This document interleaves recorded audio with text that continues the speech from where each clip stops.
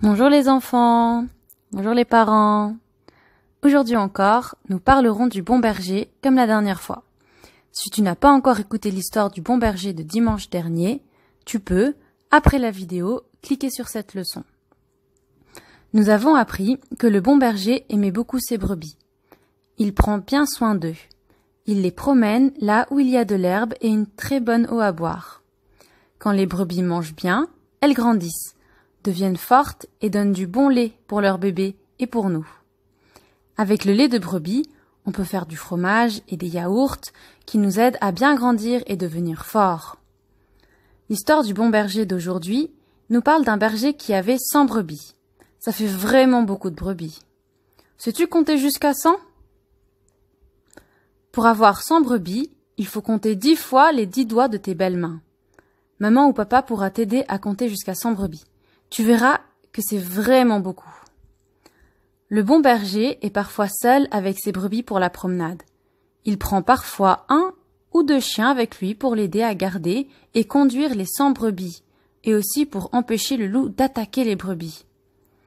Mais 100 brebis, c'est difficile à garder, n'est-ce pas?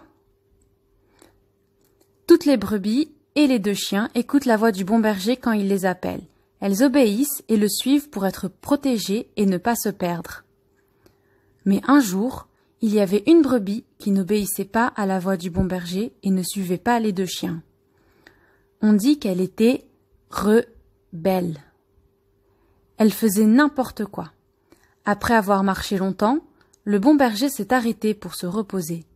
Il s'est dit: « Je vais compter les brebis pour voir si tout le monde est là. » Alors, il a commencé à compter les brebis. 1, 2, 3, 4, 5... Il a compté jusqu'à 99. Et là, plus rien. Pas d'autres brebis à compter. Il en manque une pour avoir les 100 brebis. Le bon berger a regardé tout autour de lui. Il n'y a pas de brebis. Il a compris qu'une brebis s'est perdue dans les montagnes.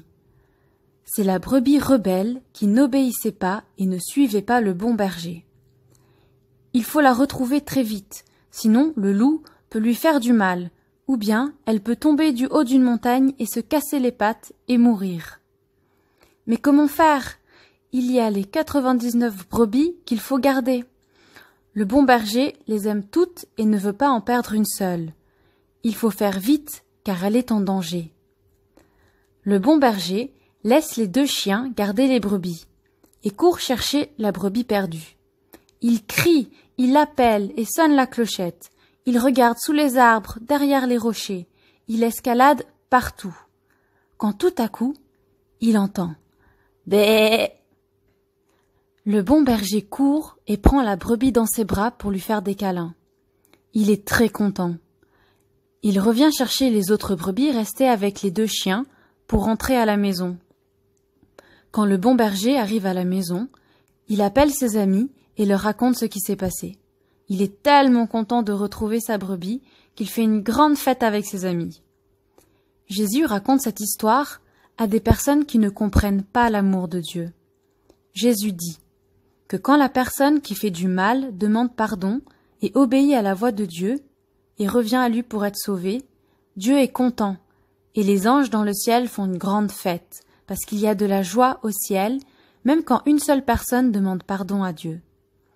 Jésus est le bon berger, qui est venu donner sa vie pour sauver nos péchés. Il n'a pas eu peur de souffrir à cause de nos péchés.